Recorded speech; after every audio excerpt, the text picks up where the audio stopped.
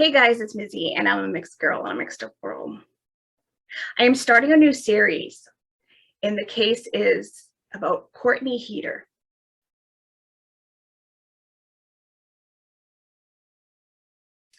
Courtney Heater died February 2nd, 2020.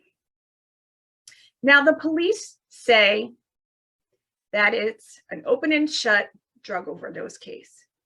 It's not. Does this look like somebody who died of just a drug overdose?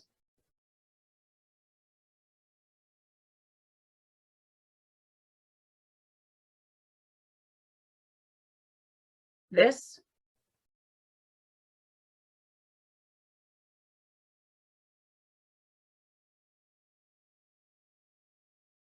And this?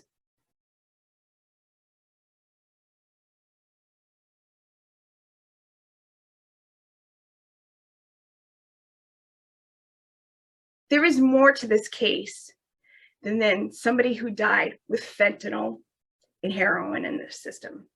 Because the beating that Courtney sustained happened long before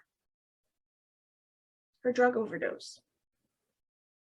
Courtney was beaten multiple times before her drug overdose. She was not a heroin or fentanyl user, but her boyfriend was. Courtney liked to sometimes use pot, but not hardcore drugs. Courtney was an athlete, and she wanted to be a nurse. So she knew using fentanyl and heroin was not good. She fought hard to keep her boyfriend off of those drugs. Why would she take them? There's a lot of things in this case that don't make sense. This case is about domestic violence and what happens when somebody is broken down. Even the strongest person, like I said, she was an athlete. She played contact sports, rugby and hockey. When somebody is broken down to the bone, when somebody is broken down so much and they feel like they can't leave. I also feel like Courtney went back to her boyfriend to save her mother and brother's life. In my eyes, she's a hero, not the villain of this story. The villain of this story is her boyfriend. Please watch Courtney's story and help us uncover the mysteries of her death. We need answers.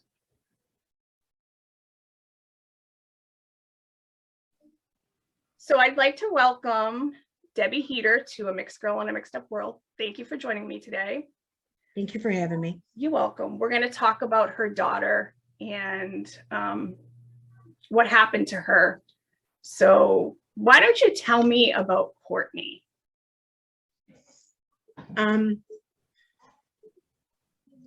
She was an incredible, loving human being.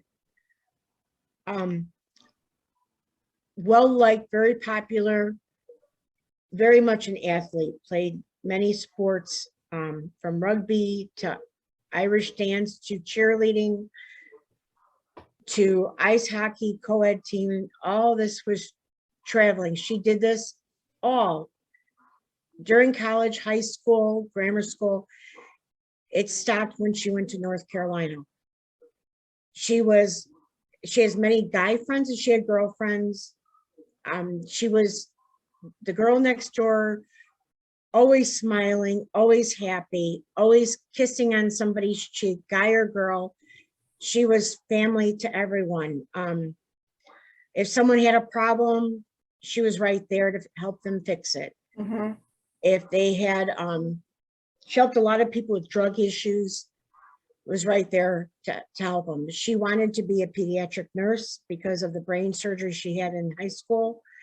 She wanted to help other children, loved animals. She was an incredible person. I was lucky to have her.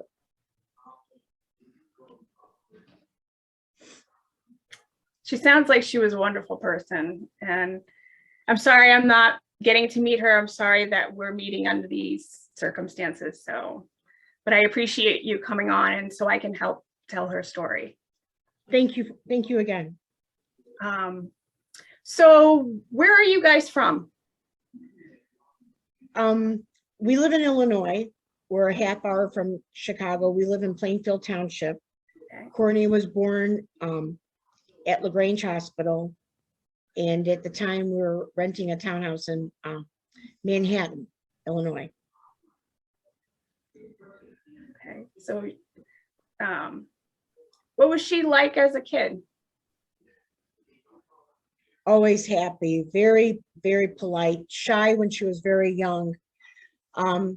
Loved to talk. We have that in common. We're both Geminis. She was never afraid of anything.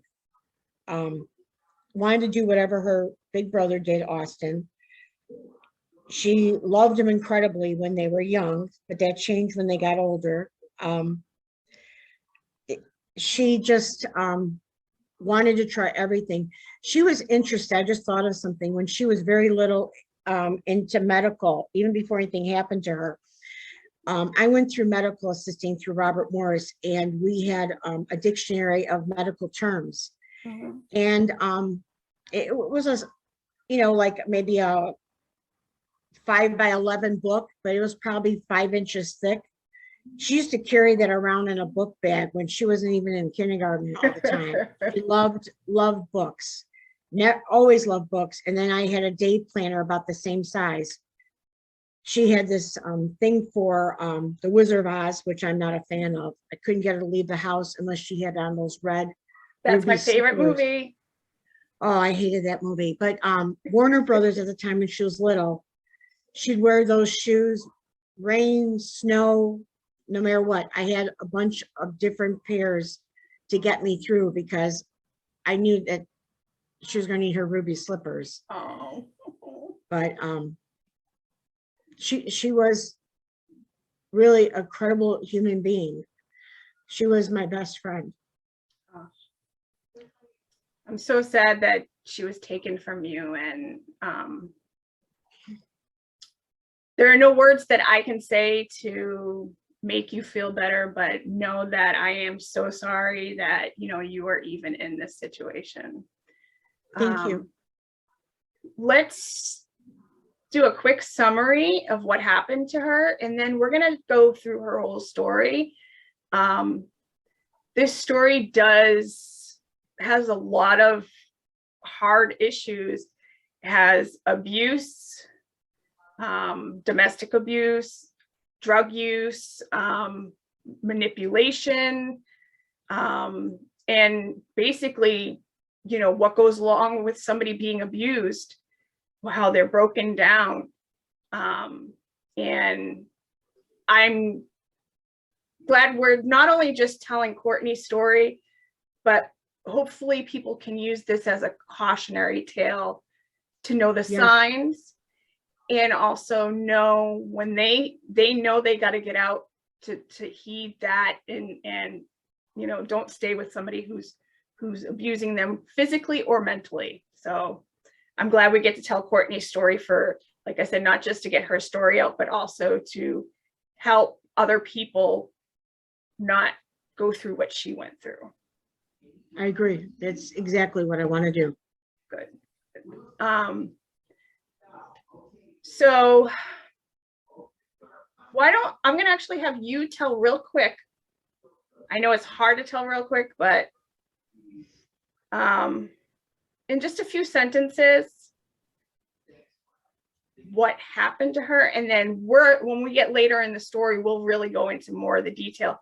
And I want people to understand that we don't 100% know what happened to her, because we can't get the details, because the person involved keeps changing their story, and the person involved isn't telling what happened fully. So there's so much of this story that is unknown. But the basics, what are the basics of what happened to her? On the day of her death, Yes. she, it was February 2nd of 2020 that a 911 call was placed about that she spit up on him while they were sleeping after 12 o'clock, which is about 3 o'clock, 3:30 right now. He calls the ambulance that she's not breathing. Her body is riddled with black and blue marks at different stages of healing. They right away think it's an overdose, and you could hear in the 911 call, he's not even breathing into her, that I believe. When someone gives someone CPR, they have to be quiet, but in the 911 call, he never shuts up. He waited to call. She never had a chance. He states in her, he doesn't know her medical condition. That's so untrue. He does. He knows her medical condition. He knows she's had brain surgery. He knows exactly. They ask him and ask him that. They ask him 3 times if she does drugs. No, she doesn't. Courtney doesn't do drugs. There's no evidence. There's nothing, around there that says, there is nobody that says she can do drugs or she did drugs. Courtney wouldn't do that. I do want to say she didn't do anything hard. She did smoke weed. Yes. Like a lot of people do. And which is legal in Illinois. mm-hmm. And Courtney is ADHD, so she does take Adderall, Which is prescribed. Is prescribed by a doctor. And to have Adderall every 3 months, you have to be drug tested. And I ADHD, and that has to happen that way too. And her brother, it's regulated and monitored. So they say there's a pulse, and they don't revive her. And I don't find out that she even died for 6 hours, because he won't cooperate with the kind of fire and rescue. She gets checked into the morgue as a Jane Doe, even though the reports have her name on it. And in the 911 call, he's screaming her name. And it's all a staged call. It's my belief that it's not real. Nothing makes sense about it. That they call out his sister's name. How would the 911 caller know that he even has a sister? She's not registered at that home. That was the home where she lived up 17 months with her boyfriend. He has a history well documented in the court systems of drug use, of gun use, of abuse. Everyone in the family there is documented for the drug that killed my daughter, and it's documented with their children. Even in extended family, cousins, it's extended. There's no place Courtney ever did drugs. So they take her away. I'm not allowed to know, because she's checked in as a Jane Doe. 6 hours later, I found out that my 24-year-old daughter is deceased. A healthy athlete who still was working out at the time she died. And the blunt force trauma to her head, torso, and extremities is what we should be concerned about, not the drugs, because one has to happen first. If you know anything about fentanyl and heroin, it's fast acting, it's lethal. It can come in a little blue pill. In her autopsy, they can't tell me how it got into her system. There is no marks. The pictures of her body with, she's got 2 broken ribs, and it's not from CPR. There's no blood behind the broken ribs, for the fact that they were broken, not at the time there would be blood flow there. There is none. So therefore, they're in the process of healing. The bruising on her body is at different stages of healing, not just from the day of the death. She's been abused. There's been at least I would say 15 months of abuse that's documented in the sheriff's department, in phone calls, incident reports, EMT reports, and witnesses. Yeah. September before she died, there was a horrific assault he did on her because he wanted her money to go buy drugs, and a neighbor witnessed it. And And we'll get into that a little more later, but yeah. This needs to be looked at, and it's not about drugs. It's about domestic violence that led to her death. And she didn't choose this. Let's go back to, when did they meet, her and her boyfriend? They met on a dating app, and it was shortly before March of 2018, because I see a lot of documentation from March of 2018. Okay. When they met, and he met her that way. She didn't even know he was not from Illinois. She thought he was, and they started talking for a while. And then he decided, or he already had plans to come out to see his toddler, that the mother of his son lives out here in Illinois. And he would come every month or every other month to see his child, or the child would come out to see him, I mean. Yeah. So they basically had a little bit of a long distance relationship, and he would come out to your area and he would see his son, and they would hang out. Yes, from March of 2018 till July 1st.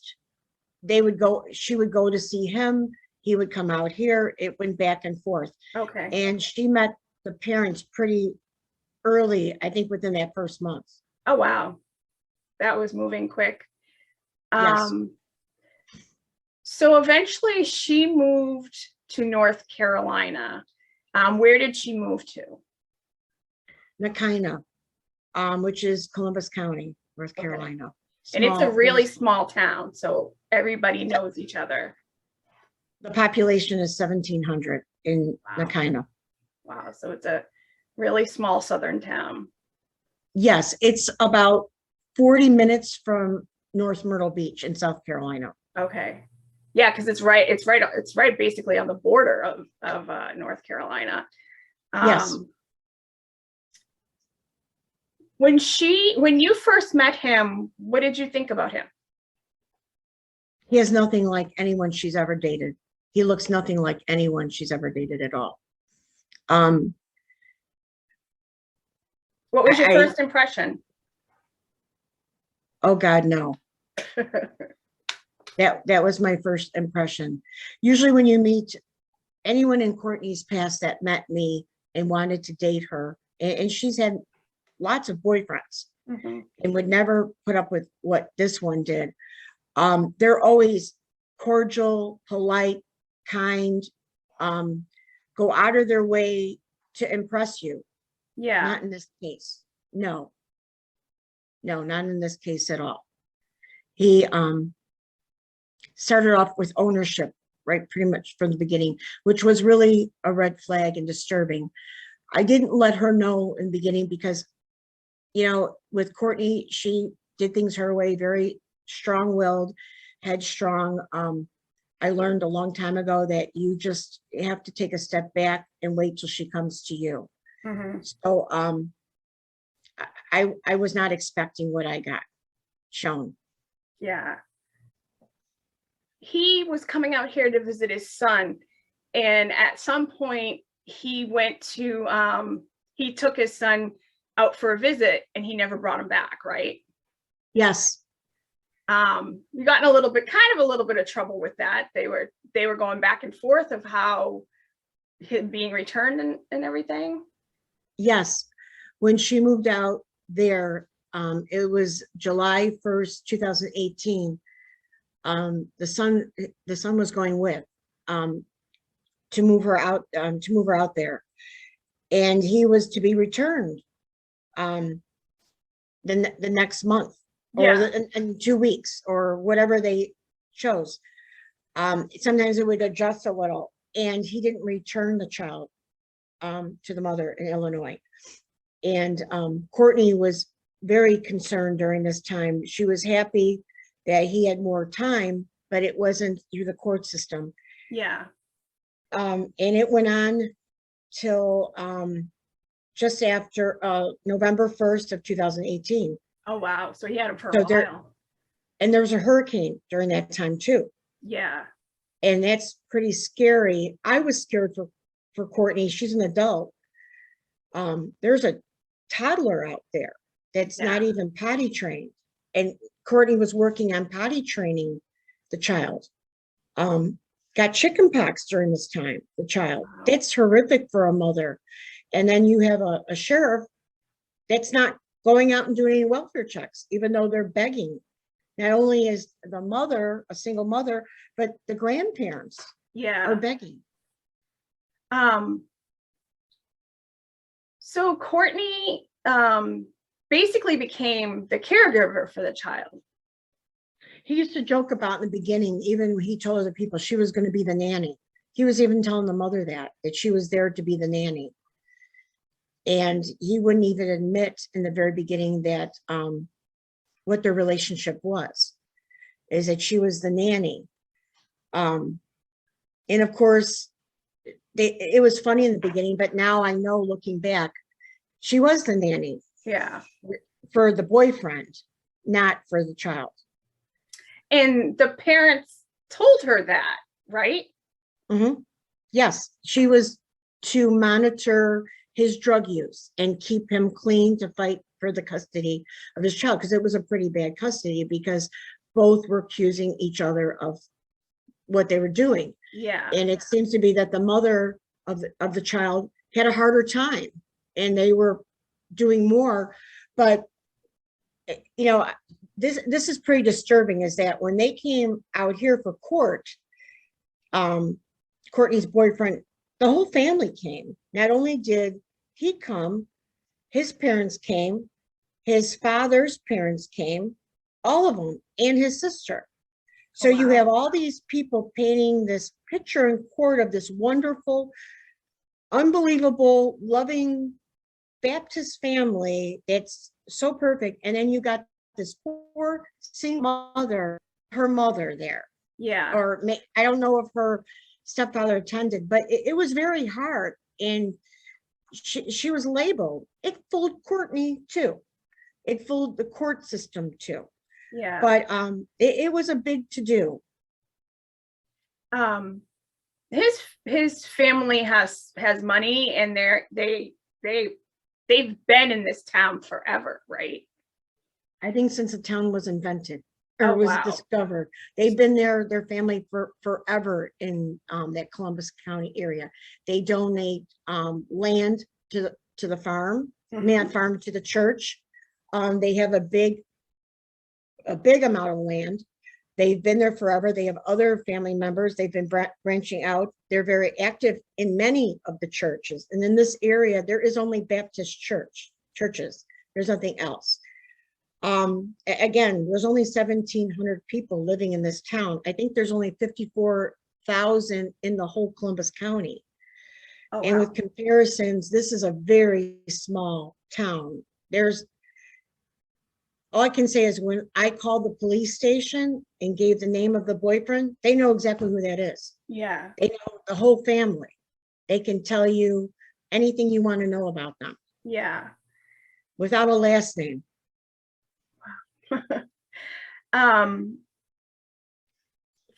Where they were living, his father bought that property, right? Yes. So it was kind of almost like a big estate, I guess you would say, that it was like property that was right next to his property. His property where he lives cannot be seen from the road. There's actually a cattle fence and a lot of forest before. There's a long road, and then you get there. In front of this cattle fence is even a burned out car. This is a place that you pull up. There's no mailbox. There's no nothing. You think you're in the forest preserves. And that's always locked with a big chain. So you don't see that house at all. You just think it's belonging to the people next door who have this small trailer that nobody lives in. Then there's a piece of property next to that, is where Courtney lived with her boyfriend. And the father bought the home so that they can move into it. Okay. And he purchased that house within 3 weeks and paid cash for it. Okay. Sometimes, and I don't, you'll have to say how she referred to it, but there were times when they were almost living in squalor because of his drug use. You know, there was times Yes. when she couldn't buy the kid milk, and No. the electricity was shut off. Mhm. They had to get water from the stream to Flush the toilet. flush the toilet. Yes. How did you feel about that, knowing that your daughter was living there like that? Or did you not know at that point? I didn't know to the degree because that's not how she was raised. Him coming into her life did not make it better. It made it worse. She's never lived so bad in her life. And it's not a matter of poor. It was a matter of that Courtney has had a job her whole entire life.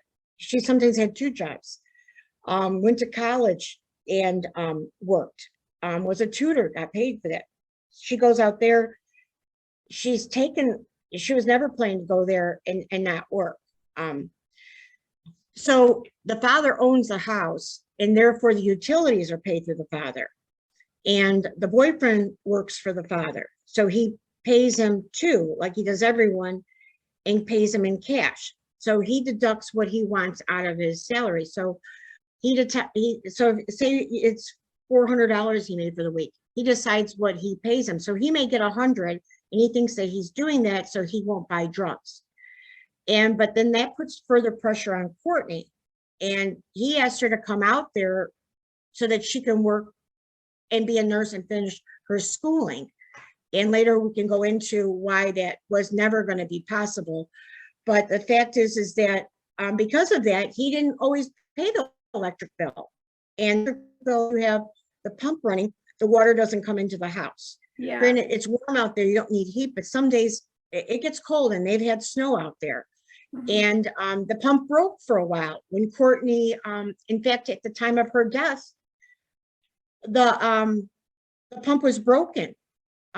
Just before, when she came back home, I should say, right around December before she died of 2019, the pump wasn't working. So they had no water. So they had to go out to this little creek that's around their house that divides them and the neighbor, and get a bucket of water to flush the toilet. And that went on for a long time, sometimes for weeks and months. And the father didn't care, including electric. He decided to pay it when he wanted. There was many times that little child was living there. They didn't. And when Courtney first moved out there into that house, there was no cable, there was no internet. So that you have a small child there, his toys aren't there. He doesn't have toys there. Courtney out there, the reception is very bad. You can't even sometimes get cell phone usage. She has no car because she couldn't take her car out there. He said no, he'll get her a car. He never did. Even though they have more than enough cars, I think they have over 100, 150 vehicles up on their property that they have on this very big land with lots of buildings on it. So here she's got to entertain this poor little guy. And a lot of times there was no food there. He purchased his drugs first, he called it his medication. And if there was money left over, then the child got milk. But he wouldn't also let them go to a food pantry either. He wouldn't let them get anything. And he's not working 8 hours, 4 hours, 10 hours. You never knew when he was going to show up because he had to get his medication after work. And sometimes he drank, and she would have nothing to feed him. She would ask me, what do I make him? He's tired of peanut butter and jelly. He's tired of jelly sandwiches. It was awful. I wanted many times to send her money. I even did for her dog to go pick up food. It didn't matter. She didn't have a car. She was pretty much stranded. And this is a very small town. It would take an hour, I would think, to walk to the gas station where there's 2 pumps. Yeah. So it was terrible for her and this little boy. And yet his father lived next door, way up the hill, with a built-in pool. Yes. That's- And this family that wanted this little grandson so bad never came down and see if they had food or not. And the grandfather, who is the father of the boyfriend, knew how much he gave him. He knows that you can't do all that. So he would pay the bills and decide. And if the boyfriend owed extra money, then that was taken out of there too. And there's a toddler there. And of course, there's not a lot of clothes either because he was pretty much kidnapped for 6 months. Yeah. His So, mom never knew that he was going to be gone. so they're going through a custody battle, and you said that Courtney offers to get drug tested and Randomly. randomly was the father getting drug tested, or was he offering? No, he was fighting it. He was not agreeing at all. In fact, it went on for quite some time, and he finally agrees to do it on his time when he wants with his own laboratory. And the court allowed that. Even though, and no parenting classes, he wouldn't go to that either. And the mother was asked to do that. And the mother had to do, I believe, I could be wrong, but I think from I remember, I think she had to go through random testing. Yeah. So Courtney offers to do parenting. It's not her child, but she loves this little boy so much, was teaching him everything, got him through chicken pox, potty training him, trying, and she's the one that's making the phone calls happen between the toddler and the mother.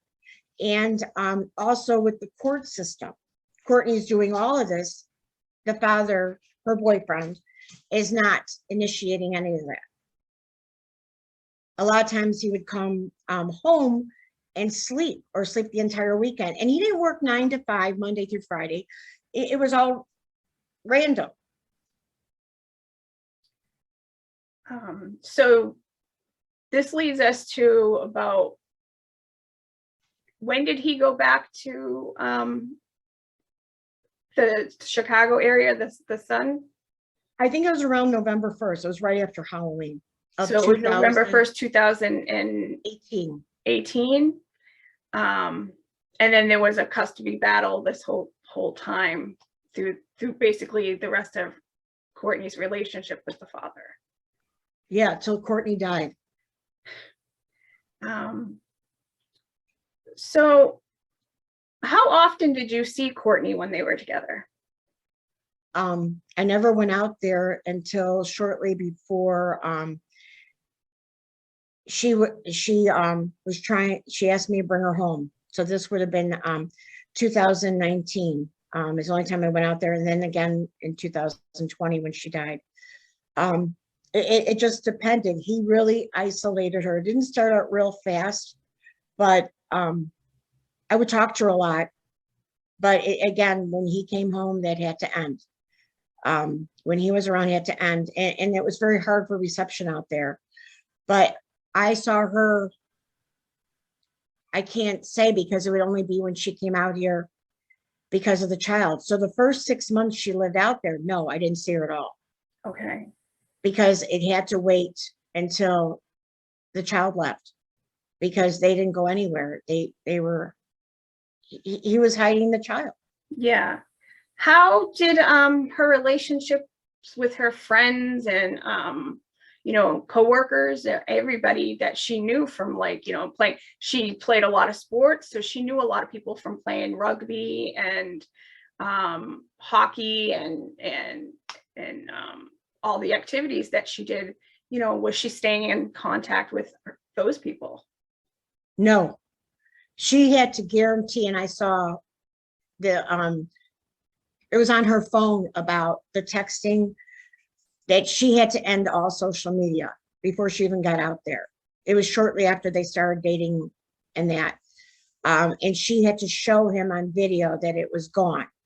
And then it continued more and more, even to the fact with me speaking with her, it was very limited. I was being pushed and pushed out more. he was pretty much making anyone do that anywhere, even with the two neighbors that she spoke with that were right there by the house. He didn't want her going over there either. She would have to do that when he wasn't around. The one co-worker, when she was able to go to work after the child left North Carolina, she was a very good friend. And she saw the marks on Courtney, and really they were just so much alike. None of Courtney's friends from Illinois, it's like she dropped off the face of the earth. She didn't talk to anyone. No one knew what happened. Yeah. All of a sudden she's saying how she's going to North Carolina to live her life. She loves this man. She's going to have a great life. She's going to have this job. And then it all ends. This is where I'm going to end this episode. It's a perfect spot where we are transitioning to the abuse Courtney endured. So please come back for episode 2. I am Mizzy, and I'm a mixed girl on a mixed up world. Thank you.